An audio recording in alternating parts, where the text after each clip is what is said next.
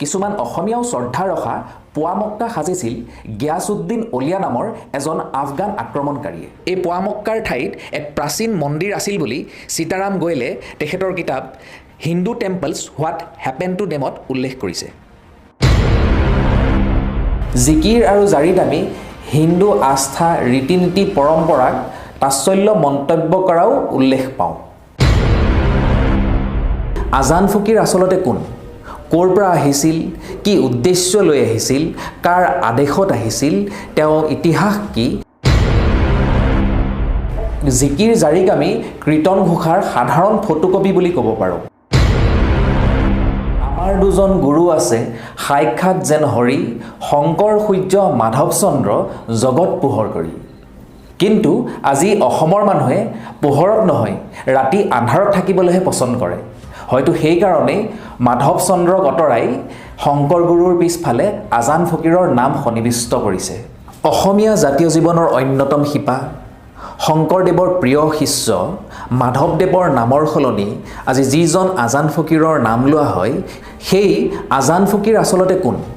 ক'ৰ পৰা আহিছিল, কি উদ্দেশ্য লৈ আহিছিল, কাৰ আদেশত আহিছিল, তেওঁৰ ইতিহাস কি, এই সকলোখিনি কথা আজি আমি এই ভিডিঅ'টোত আলোচনা কৰিম। বৰ্তমান প্ৰচলিত নেৰেটিভৰ মতে আজান ফকীৰ ১৭শ শতাব্দীত অসমত বসবাস কৰা এজন চুফী আছিল। কিন্তু মন কৰিবলগীয়া কথা এইটোও যে ২০ শতাব্দীৰ আৰম্ভণিলৈকে অসমীয়া জাতীয় জীৱন সংস্কৃতি ইতিহাসত আজান ফকীৰ নামৰ কোনো ব্যক্তিৰ সংসূত্ৰই নাছিল।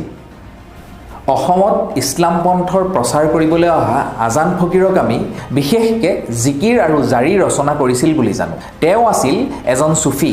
আৰু চুফীবাদ হৈছে গীত মাত নৃত্যৰ দ্বাৰা ইছলাম পন্থৰ ইষ্ট দেৱতাক স্মৰণ কৰা এক বিশেষ শৈলী। চুফীবাদৰ জন্ম ইছলামৰ দ্বিতীয় খলিফেট উমাইয়াদৰ ৰাজত্বৰ কালতে হৈছিল। ইতিহাসকাৰসকলৰ মতে আবু হাছিম বা আল্লাহ ইবন মহম্মদ ইবন আল হানাফিয়া আছিল প্ৰথমজন চুফী। চুফীবাদ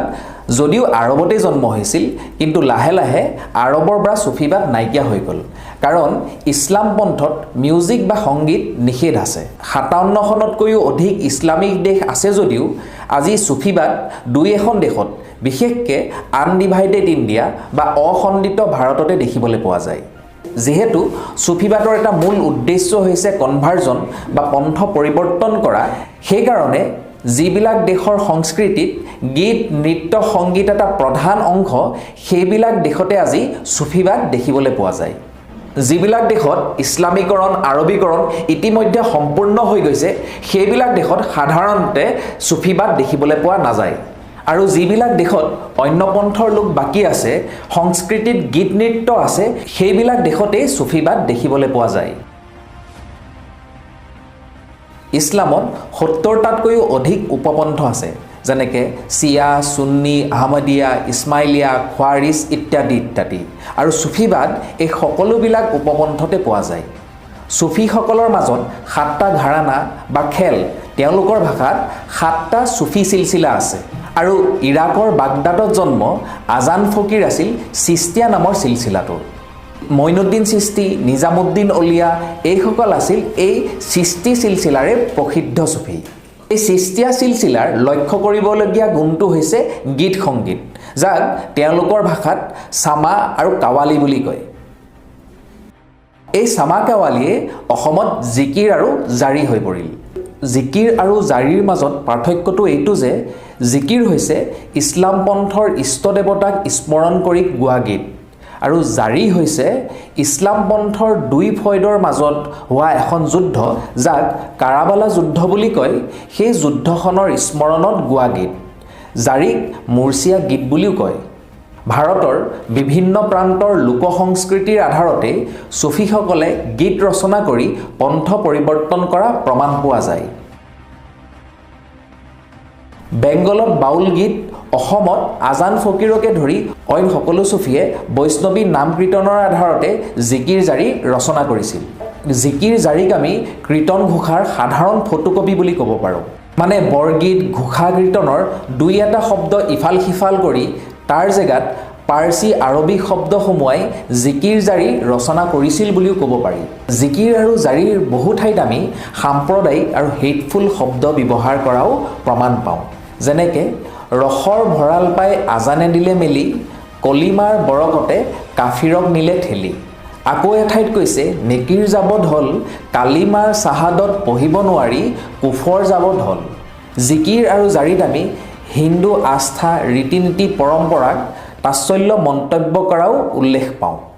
যেনেকৈ আগলতি পাত পাৰি পূজা নানা দেও দুজগত পৰিব বান্দা নুতুলিব কেও এতিয়া আগলতি কলৰ পাত অসমত সকাম পূজা পাতল আদিত বহু আগৰ পৰাই ব্যৱহাৰ কৰা পৰম্পৰা আছে ইয়াক লৈ ইৰাকৰ পৰা অহা কোনো এজন ব্যক্তিয়ে এনে তাৎসল্য মন্তব্য কৰাটো গ্ৰহণযোগ্য হয় জানো আকৌ এঠাইত কৈছে লাখ লাখ টকা ভাঙি কৰা যজ্ঞ দান এক হৰফ কলিমাৰো নহয় সমান এই জিকিৰ ফাঁকিত দান যজ্ঞক কালিমাতকৈ সৰু সাজি পেলালে এতিয়া দান যজ্ঞ কৰা ব্যক্তিসকলে এনে কথাত অন্তৰত দুখ নাপাবনে এতিয়া আহোঁ আজান ফকীৰৰ ইতিহাসলৈ 17 বাৰ মোগলে অসম আক্ৰমণ কৰিছে বুলি আমি সকলোৱে কওঁ কিন্তু চলতানেটৰ সময়তো তুৰুক আৰু আফগানসকলে 10 বাৰতকৈও অধিক অসম আক্ৰমণ কৰিছিল সৈয়দ আব্দুল মালিকে উল্লেখ কৰাৰ মতে আজান ফকীৰ আছিল সৃষ্টি চিলচিলাৰ বহুতো বলিউড চিনেমাত উল্লেখ কৰা আৰু আমি সকলোৱে জনা নিজামুদ্দিন অলিয়া মঈনুদ্দিন চিস্তি বেংগল আৰু বাংলাদেশৰ প্ৰসিদ্ধ সুফি শাহ জালালো আছিল এই সৃষ্টি চিলচিলাৰে সৃষ্টি চিলচিলাৰ সুফিসকলৰ ইছলামিক আক্ৰমণকাৰীসকলৰ লগত এক ঘনিষ্ঠ সম্পৰ্ক থকাৰ কথা আমি ইতিহাসত উল্লেখ পাওঁ যেনেকৈ মঈনুদ্দিন চিস্তি মহম্মদ গৰীৰ লগতে ভাৰত আক্ৰমণ কৰাৰ সময়ত আহিছিল বুলি উল্লেখ আছে নিজামুদ্দিন অলিয়াই আলাউদ্দিন খিলজীৰ অত্যাচাৰ আৰু বৰ্বৰতাক প্ৰশংসা কৰিছিল বুলি ইতিহাসত পোৱা যায় অসমৰ কাষতে লাগি থকা চিলেটৰ সেই সময়ৰ হিন্দু ৰজা গৌৰ গোবিন্দক পৰাস্ত কৰাৰ কাৰণে সুফি পীৰ শ্বাহজালালক বাংলাদেশত আজিও প্ৰশংসা কৰা যায় কিছুমান অসমীয়াও শ্ৰদ্ধা ৰখা পোৱা মক্কা সাজিছিল গিয়াছুদ্দিন অলিয়া নামৰ এজন আফগান আক্ৰমণকাৰীয়ে এই পোৱা মক্কাৰ ঠাইত এক প্ৰাচীন মন্দিৰ আছিল বুলি সীতাৰাম গোয়েলে তেখেতৰ কিতাপ Hindu temples what happen to ডেমত উল্লেখ কৰিছে ধুবুৰীৰ 5 পীৰ দৰগাৰ কথা আমি সকলোৱে জানো এই 5 পীৰ আছিল শাহ আকবৰ শাহ বাগমৰ শাহ সুফি শাহ চৰণ আৰু শাহ কামাল আৰু এই 5জনো মোগল আক্ৰমণকাৰীসকলৰ লগতে অসমলৈ আহিছিল বহুতো জিকিৰ জাৰিত হাইদৰ আলী বা হাইদৰ গাজী নামৰ এজন ব্যক্তিক প্ৰশংসা কৰাৰ আমি উল্লেখ পাওঁ এইজন হাইদৰ আলীয়ে দক্ষিণ ভাৰতত বহুতো মঠ মন্দিৰ ধ্বংস কৰিছিল আৰু হিন্দুৰ ওপৰত নানান অত্যাচাৰ কৰাৰ কথা আমি ইতিহাসত উল্লেখ পাওঁ আজান ফকীৰৰ ইতিহাসক লৈ সৈয়দ আব্দুল মালিকে আজান ফকীৰ 1700 শতাব্দীত অসমত বসবাস কৰিছে বুলি উল্লেখ কৰিছে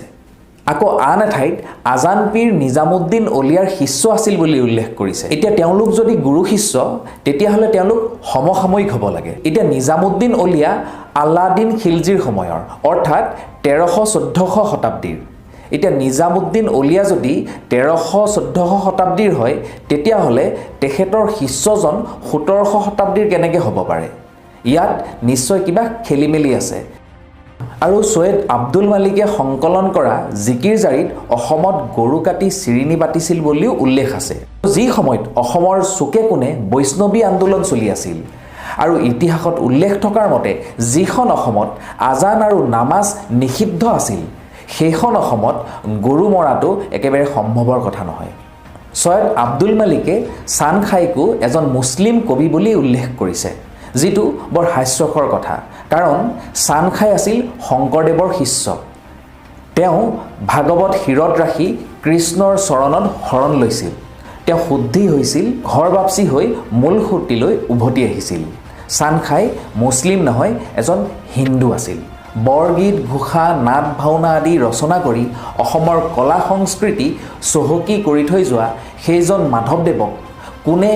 কি সংকীৰ্ণ ৰাজনীতিৰ কাৰণে এনেকৈ নিথৰুৱা কৰিবলৈ বিচাৰিছে এইটো চিন্তনীয় আৰু চৰ্চাৰ বিষয়